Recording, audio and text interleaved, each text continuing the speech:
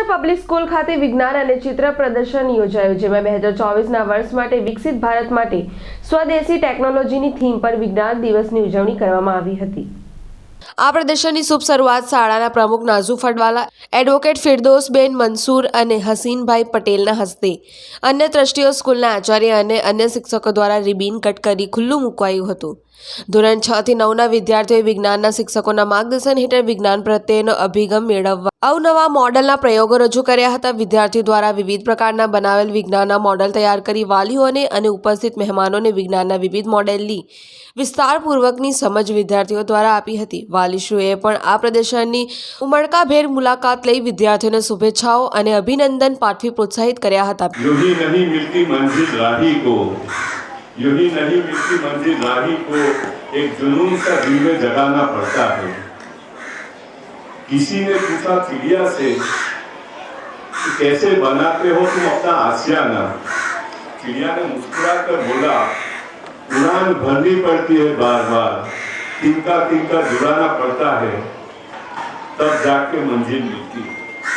फिरदौसबेन બધું થોડી થોડી વસ્તુઓને ભેગી કરી ત્યારે જઈને અંકલેશ્વર પબ્લિક સ્કૂલ ભેગી થઈ છે અને એના અંદર આ સ્કૂલના અંદર અમારા ટીચર્સનો, અમારા સાથી ટ્રસ્ટીઓનો અને અમારી સ્કૂલના પેરેન્ટ્સનો જેટલું બી હું સહકાર અને એમનો આભાર વ્યક્ત કરું છું। आज का दिन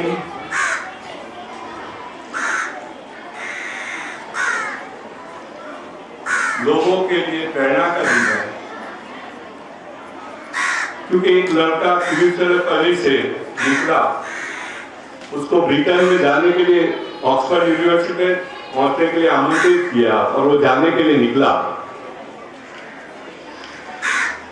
वो दरिया में जहाज से जा रहा था, तब उसने जहाज में पानी को देखा कि वो पानी नीले कलर का था।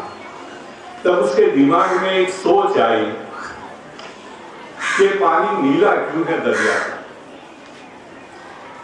वो सोचता गया, ऊपर आकाश में देखा तो आकाश भी नीले कलर का था, पानी भी नीले कलर का था। ऐसा सोचता सोचता वो ऑक्सफोर्ड यूनिवर्सिटी ब्रिटेन में पहुंच गया। वो जब वहां से निकला, वापिस उसके दिमाग में वही नीला पानी जो था, वही चीज उसके दिमाग में घूम रही थी। उसने कुछ ऐसे उपकरण लिए थे कि जिससे वो कुछ जान सके कि ये नीला पानी क्यों होता है। वो जहाज में वापस आने लगा, उपकरण से कुछ टेस्ट किए, कुछ किया। उसके बाद उसने एक खोज की जिसे सीवी रामन के नाम से जाने जाता है, सीवी रामन इफेक्ट बोलते हैं उसको। और उसी के नाम पे 1986 के अंदर तत्कालीन प्रधानमंत्री राजीव गांधी ने 28 फरवरी को साइंस डे के तौर पे अनाउंस किया था। स्कूल में आवीने બધું જોઈને હું એટલી એપ્રિશિએટ થઈ છું। મને 8 વર્ષથી આ સ્કૂલને આજે ખબર પડી કે નાજુભાઈની સ્કૂલ આટલી સરસ છે, ઇંગ્લિશ મીડિયમ છે એવું પણ ખબર નથી। જોઈને મને ઘણી બધી પ્રેરણા મળી। અમે પણ ઝઘડિયામાં એક નાનું ગામડું છે, તાલુકા પ્લેસ છે, પણ ત્યાં અમે બાળ મંદિરથી લઈને એસએસસી સુધીની શાળા ચલાવીએ છીએ, પણ એકદમ બેકવર્ડ ઇલાકો અમારો।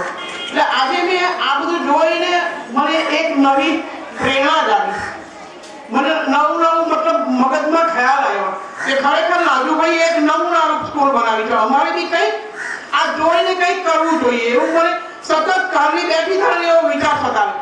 અમે પછાત વિસ્તારમાંથી એટલે ગરીબ બાળકો છે, કોઈ ફી બી આપતું નથી, હોસ્ટેલ છે, એમને મફત ખાવાનું, મફત કપડાં, ઘણું બધું ફ્રી, ફી પણ લેતા નથી। પણ નાજુભાઈની એક વાતે મારા દિલ પર અસર કરી ગઈ કે આ બધું તો ફી ને એ બધું તો હોવું જ જોઈએ, તો એ વાલીને પણ બાળક શું છે જવાબદારીનો ખ્યાલ રહે, અને બાળક પણ ફી ભરીને ભણે ને તો એને પોતાને પણ એવું લાગે કે મેં કંઈક ભણ્યો છું।